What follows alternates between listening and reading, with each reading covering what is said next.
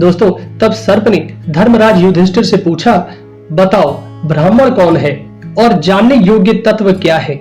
इस पर युधिष्ठिर बोले, नागराज सुनो, जिसमें सत्य, दान, क्षमा, सुशीलता, तपस्या, दया, क्रूरता का अभाव ये सद्गुण दिखाई दें वही ब्राह्मण है, ऐसा स्मृतियों का सिद्धांत है। और जानने योग्य तत्व तो वह परम ब्रह्म ही है जो दुख सुख से परे है और जहां पहुंचकर या जिसे जानकर मनुष्य शोक के पार हो जाता है। दोस्तों अगर हमारे वीडियोस आपको पसंद आते हैं तो कृपया कर उन्हें शेयर जरूर करें। फिर सर्प बोला, युधिष्ठिर ब्रह्म और सत्य तो चारों वर्णों के लिए हितकर तथा प्रमाणभूत है तथा वेद में बताए हुए सत्य, दान, क्रोध का अभाव, क्रूरता का ना होना, अहिंसा और दया आदि सद्गुण तो शूद्रों में भी पाए जाते हैं। अतः तुम्हारी मान्यता के अनुसार वे भी ब्राह्मण कहे जा सकते हैं। इसके सिवा जो तुमने दुख और सुख से रहित वेद्य यानी जानने योग्य पद बतलाया है उसमें भी मुझे आपत्ति है। मेरे विचार में तो आता है कि सुख और दुख दोनों से रहित कोई दूसरा पद है ही नहीं। इस पर युधिष्ठिर ने कहा, यदि शूद्र में सत्य आदि उपयुक्त लक्षण है और ब्राह्मण में नहीं तो वह शूद्र शूद्र नहीं है और वह ब्राह्मण ब्राह्मण नहीं है। हे सर्प, जिसमें ये सत्य आदि लक्षण हो उसे ब्राह्मण समझना चाहिए और जिसमें इनका अभाव हो उसको शूद्र कहना चाहिए। तथा यह जो तुमने कहा कि सुख दुख से रहित कोई दूसरा पद है ही नहीं, सो तुम्हारा यह मत ठीक है। वास्तव में जो अप्राप्त है और कर्मों से ही प्राप्त होने वाला है ऐसा पद कोई भी क्यों ना हो, सुख दुख से मुक्त नहीं है। किंतु जिस प्रकार शीतल जल में उष्णता नहीं रहती तथा उष्ण स्वभाव वाले अग्नि में जल की शीतलता नहीं होती क्योंकि इनमें परस्पर विरोध है, उसी प्रकार जो वेद यानी जानने योग्य पद है जिसे केवल अज्ञान की ढाल दूर करके अपने से अभिन्न समझना है उसका कभी और कहीं भी वास्तविक सुख दुख से संपर्क नहीं होता।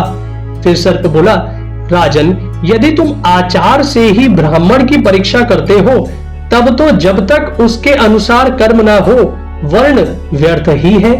इस पर युधिष्ठिर ने कहा, विचार से तो मनुष्यों में वर्ण की परीक्षा करना बहुत कठिन है क्योंकि इस समय सभी वर्णों में आपस में सम्मिश्रण हो रहा है।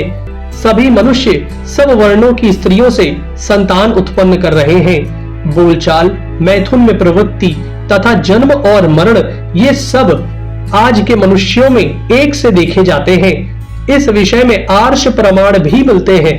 ये यजामहे अर्थात जो हम लोग यज्ञ कर रहे हैं, यह कथन वर्ण का निश्चय ना होने के कारण ही ऐसा सामान्य रूप से निर्देश करती है। उसमें ये यानी जो इस सर्वनाम के साथ ब्राह्मण आदि कोई विशेषण नहीं लगाया गया है।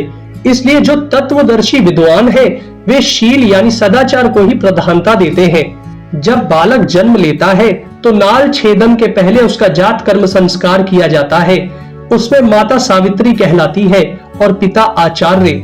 जब तक बालक का संस्कार करके उसे वेद का स्वाध्याय ना कराया जाए तब तक वह शूद्र के समान है। यदि वैदिक संस्कार करके वेदाध्ययन करने पर भी शील और सदाचार नहीं आया तो उसमें प्रबल वर्ण संकरता है। वर्ण विषयक संदेह होने पर स्वयंभू मनु ने यही निर्णय दिया है। जिसमें वैदिक संस्कार करके वेदाध्ययन करने के उपरांत संस्कार के साथ शील और सदाचार का विकास हो उसे तो मैंने पहले ही ब्राह्मण बता दिया है। ऐसा विचार पूर्वक निश्चय किया गया है।